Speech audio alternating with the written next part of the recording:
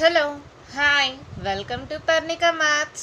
ఈరోజు మనం exercise probability exercise 13.2లో 13th క్వశ్చన్ చూద్దాం. క్వశ్చన్ చూడండి. 2 డైస్ ఆర్ రోల్డ్ సైమల్టేనియస్లీ. ఎన్ని డైస్ వేశారు? 2. And counts are added. Complete the table given below. ఈ టేబుల్ని మనం కంప్లీట్ చేయాలంట.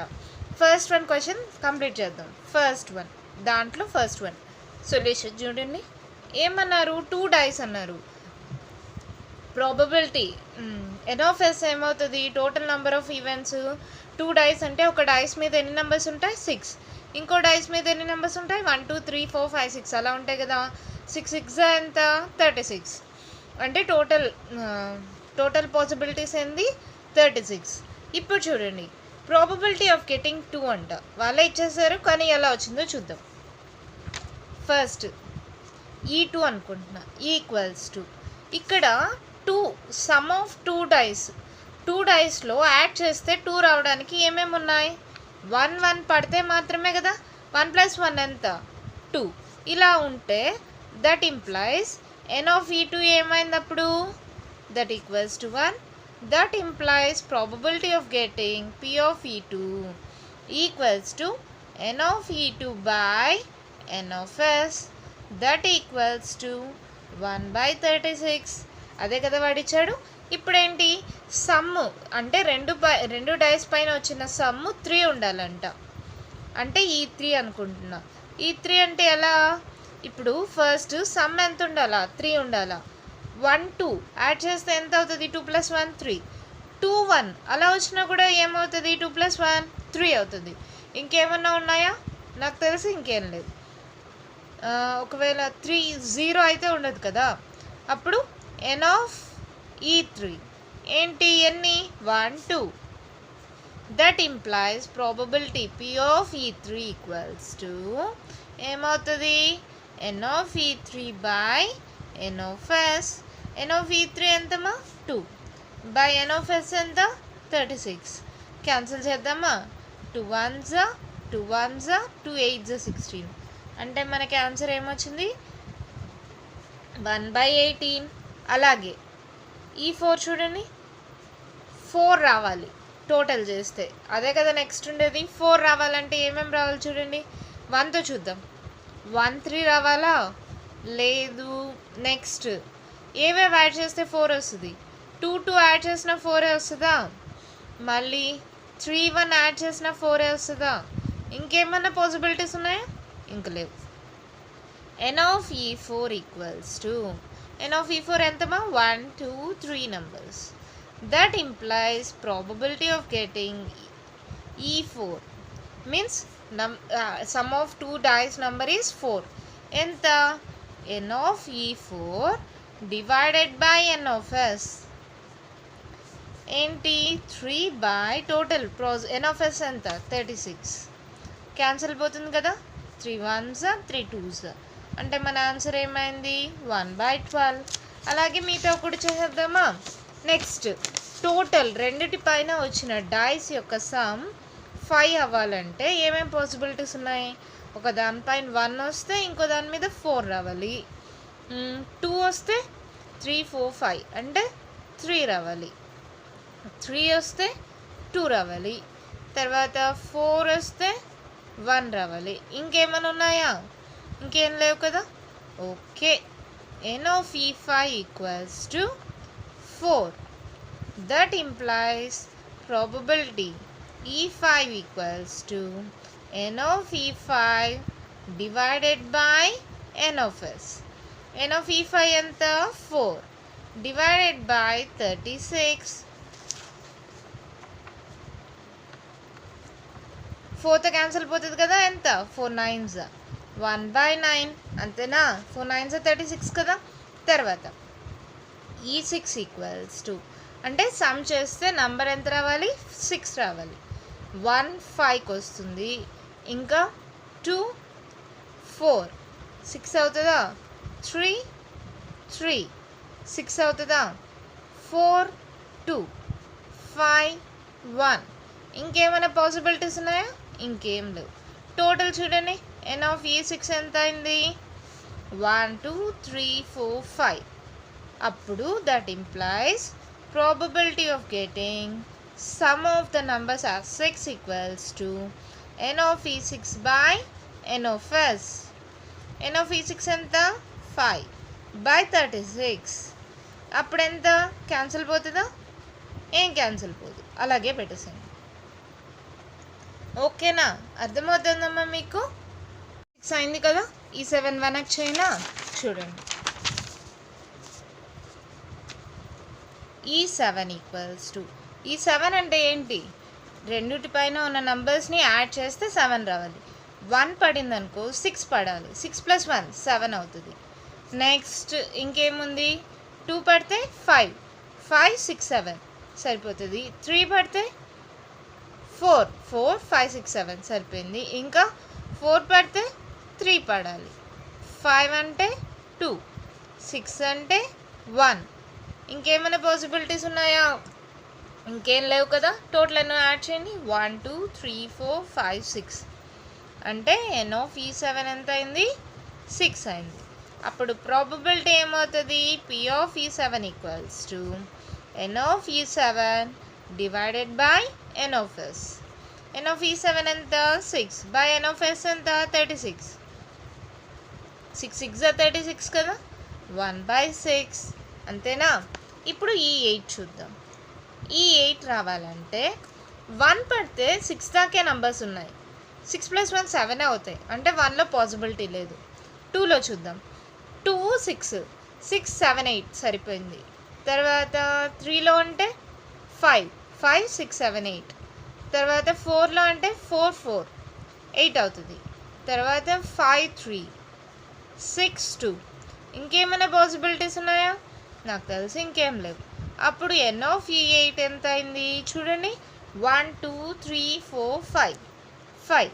అప్పుడు ప్రాబబిలిటీ ఆఫ్ గెటింగ్ e8 అంటే సమ్ ఆఫ్ 2 నెంబర్స్ 8 వచ్చేదానికి n of e8 by n of s ఎంత? 5/36. అది ఆల్రెడీ టెక్స్ట్ బుక్లో ఆన్సర్ ఇచ్చేసారు కదా. ఊరికే కన్ఫర్మేషన్ కోసం చేస్తారు, చెక్కిపోయినా పర్వాలే. e9 అంటే 2 నెంబర్స్ సమ్ 9 అవ్వాలి. 2లో అవుతుందా? 2లో హైయెస్ట్ నెంబర్ 6. 6 + 2 8 అయిపోయింది. అంటే ఇక్కడ ఎంత? 3తో స్టార్ట్ అవుతుంది. 3 నెక్స్ట్ నెంబర్ ఎంత అయితే 6 అవుతుంది? 9 అవుతుంది. 6 7 8 9. మళ్ళీ 4 అంటే 4 5 5 + 4 ఎంత? 9. మళ్ళీ 5 4 మళ్ళీ ఇంకా 6 3. అంతేనా? ఇప్పుడు n of e9 ఎంత అయింది? 4 1 2 3 4. అప్పుడు probability e of 9 equals to ఏమవుతుంది? 4/36.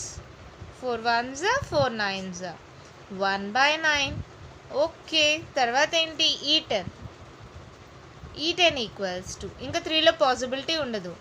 4లో చూడండి, 4 + 6 ఎంత అవుతుంది? 10. తర్వాత 5లో 5 5 10 అవుతుంది. 6 4 10 అవుతుంది. అప్పుడు n of e10 ఏమైంది? 1 2 3. p of e10 equals to ఏమవుతుంది అప్పుడు? 3/36. 3 1s 3 1s 3 2s 1/12. అంతే. నెక్స్ట్ వన్ చూద్దాం. ఏంటి? ఈ 11 రావాలంటే ఇంకా 4తో పాసిబిలిటీ ఉండదు. 5తో స్టార్ట్ చేద్దాం. 5 + 6 5 + 6 ఎంత? 11 వస్తుంది. ఇంకేముంది? 6 + 5 అంతే కదా. ఇంకేం పాసిబిలిటీస్ ఉండవు కదా. n of e11 equals to ఎంత? 1 2. అప్పుడు probability p of e11 equals to n of e11 divided by n of s 2/36. దీనిలోకి మళ్ళీ ఫార్ములా ఎందుకు రాయలేదు అంటారేమో. డైరెక్ట్గా రాసేసాను, తప్పేం లేదు కదా. మనకు అర్థం అవడానికి ఈ స్టెప్ రాసుకుంటాం. 2 1s 2 8s 1/18. Okay. Last and final e12 equals to 12 రావడానికి పాసిబిలిటీ ఒకటే ఒకటి ఉంది. ఏంటది? 6 + 6 6 6 12. అప్పుడు n of e12 equals to 1. p of e12 equals to n of e12 divided by n of s that equals to 1/36. అంతే, దాంట్లో first one అయిపోయింది. ఇప్పుడు ఈ వాల్యూస్ అంతా ఈ బాక్స్లో రాసుకుందామా.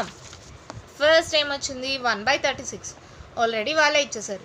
తర్వాత 1/18, 1/18.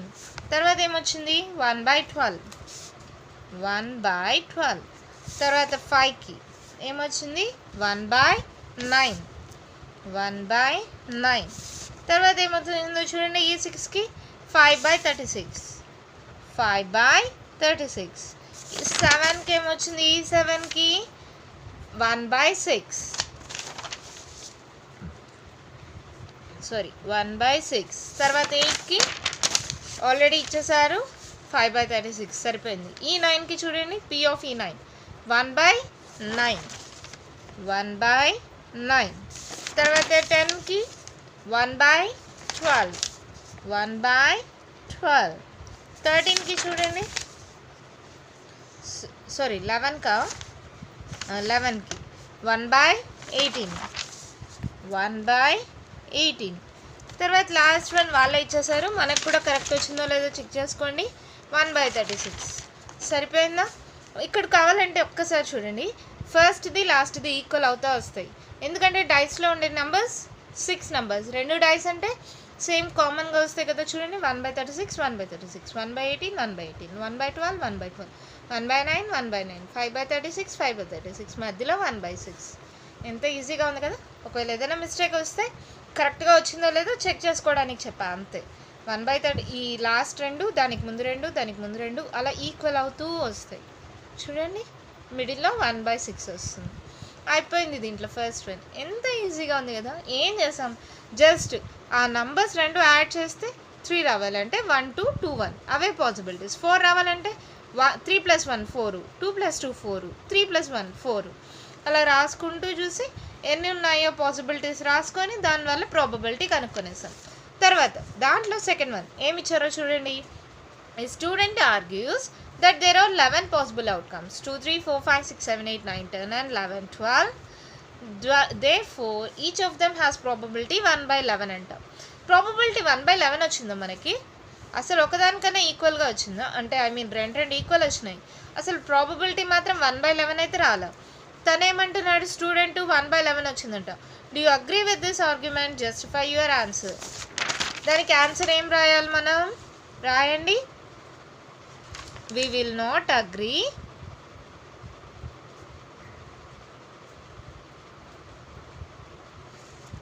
ఏమన్నారు, we will not agree with the student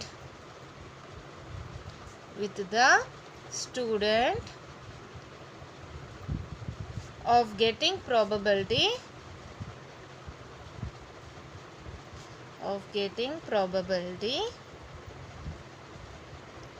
1/11 because ఎందుకని, in first case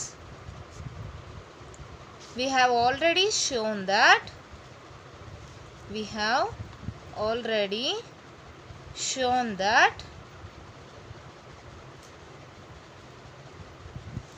probability differs from one number to another number. ఇది నేను ఓన్గా స్టెప్ రాసాను, మీకు ఇలాగే రాయాలని ఏం లేదు, మీ ఓన్గా అయినా రాయొచ్చు. ఏంటి, వాడు 1/11 వస్తుంది అన్నాడు. అసలు మనకు 1/11 లేదు, దానికి తోడు అన్నీ ఈక్వల్ వస్తుంది అన్నారు. ఎక్కడొచ్చింది మా ఈక్వల్, అన్నిటికీ డిఫరెంట్గా వచ్చినాయి వాల్యూస్. అందుకని we will not agree with the student of getting probability 1/11 because in first case we have already shown that the probability differs from one number to another number. అంతేనా, అయితే ఈజీగా ఉంది కదమ్మా. అర్థమైందా మీకు? మీకు ఏదైనా డౌట్స్ ఉంటే కామెంట్ బాక్స్లో ఇవ్వండి. మీకు కానీ వీడియో నచ్చినట్లయితే లైక్ చేయండి, షేర్ చేయండి, నా ఛానల్ని సబ్స్క్రైబ్ చేసుకోండి. నెక్స్ట్ 2 ప్రాబ్లమ్స్ నెక్స్ట్ వీడియోలో చూద్దాం. Thank you.